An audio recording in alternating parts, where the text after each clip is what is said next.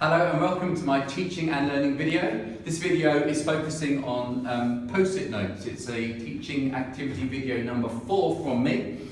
Please have a look at my other videos, my YouTube channel, Teaching and Learning. Please subscribe to it. If you would like to ask any questions on this video, please email me, oliverfurnival@gmail.com, and Twitter @IBcoordinator_.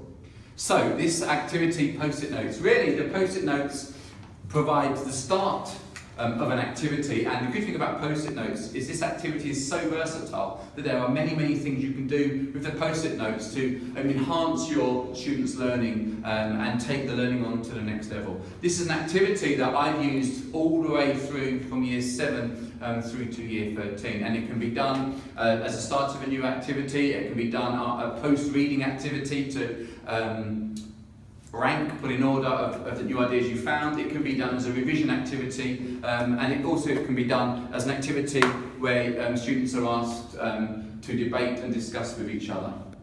Okay, so I can do this activity in many different ways. I can use post-it notes in many ways. The example I'm going to give here is, let's say at the beginning of class, let's say I'm in a geography lesson and I want my students to know the pros and cons of tourism. So, as I said, this could be the starter of a new topic, right? Just what do you know, class, on tourism? Or it could be that they've had homework and I want them to now summarise what they've found for their homework. It really is that versatile. So, what I can do then, I can get students to either sit on their own and write post-it notes to put on a board, or they could do it in pairs or even a larger group. The idea, if they're doing it in pairs and groups, is they're actually interacting with each other straight away.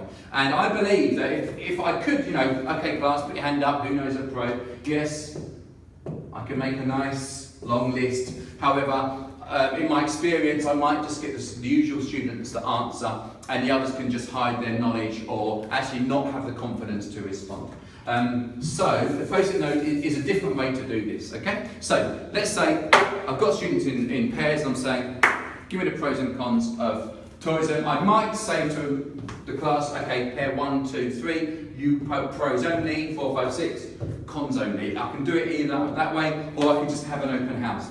Now that depends where I want to go with the lesson afterwards, because something I might come back to later is I could then switch people's ideas so they're responding directly to the views of others. So let's say I've said to some pairs pros, some pairs cons, and I give them only a few minutes, and what I get now is hopefully a wide range of ideas which are stuck in a nice messy order on the board. Okay, so there are my pros, and I've now got my cons of tourism. So for the benefit, just for this video, I've got about 5 or 6 for each. However, there may be, and hopefully there are, a lot more, depending on the time and maybe where they are in their learning process. You should get more. What could happen, of course, is that if you come a bit closer, you can see on my pros here, I've got provides employment. A fairly obvious answer, and you may get many students who say that, and then what you as a teacher can do, you could just take off the ones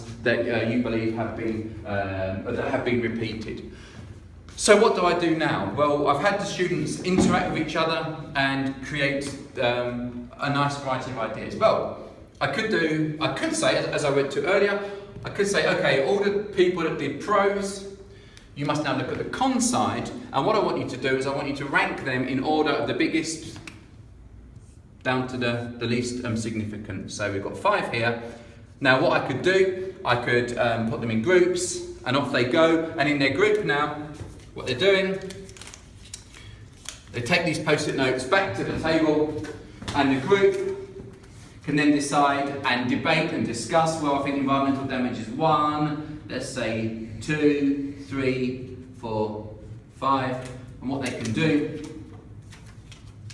which is actually responding to the views of others, is they could come back and I could say, okay, number 1 has been chosen as environmental damage, okay? Seasonal jobs is a disadvantage. Jobs obviously don't last all year in some types of tourism, depending on weather, etc. Down there, okay? So that's one thing I can do with this. I could I could have this, and then I could say, you know, that this has been deemed as the top 3 most important, and therefore this could be the basis of an essay they're about to embark on.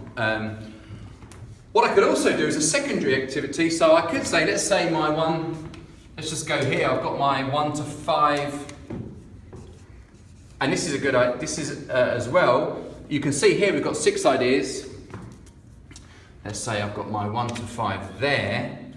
And what happens is that for the purpose of this lesson, number 6, maybe now for the lesson you could do, oh, it's gone. Okay, and that's kind of the ownership by the class. They've actually decided that yes, this is a con of tourism. However, for the rest of the lesson, it was deemed not good enough or not as important. Okay, so what I could do now is I could have the top 3 from each there. And then I could ask the students, what I want you to do now is take the top one that you've decided, not me, I haven't done anything yet, environmental damage, and now I could say, okay, for the purpose of your essay, I now want examples. So the process starts again, and the students go away, they have their discussion, and with environmental damage, they're now coming back to me with their post-it notes, with as many ideas as they can, for example, on the types of environmental damage that tourists may cause to a town. So that's something else I can do with that. Another thing I can do with the post-it notes, which I think works really well, is get students to make links. Okay, so let me focus, let me just take these down, and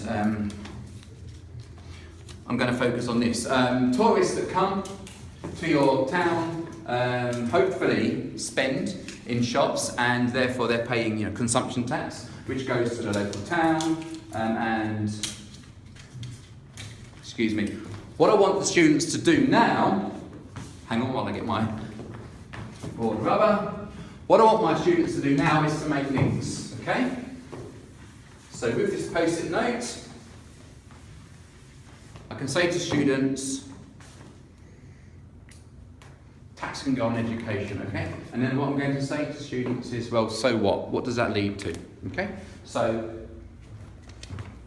I can put that there, and I could even say what I want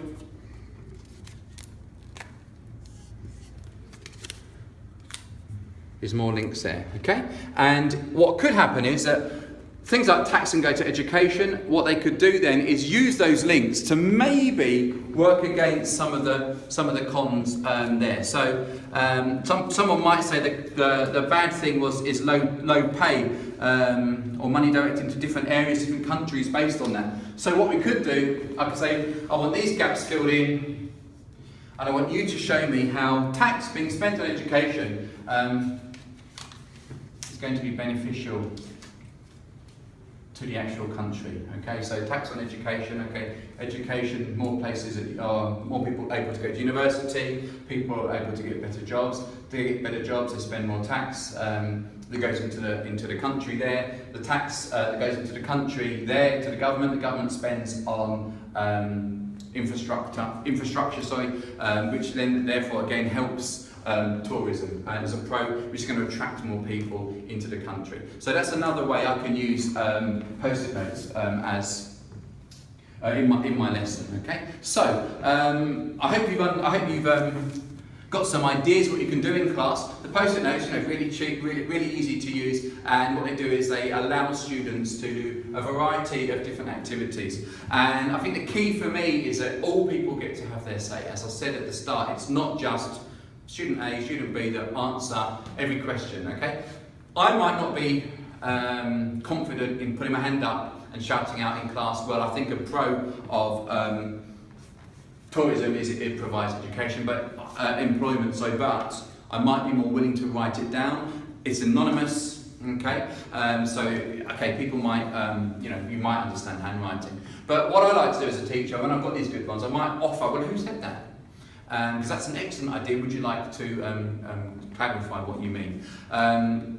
As you can see, as I said, lots of different ideas there that come from this.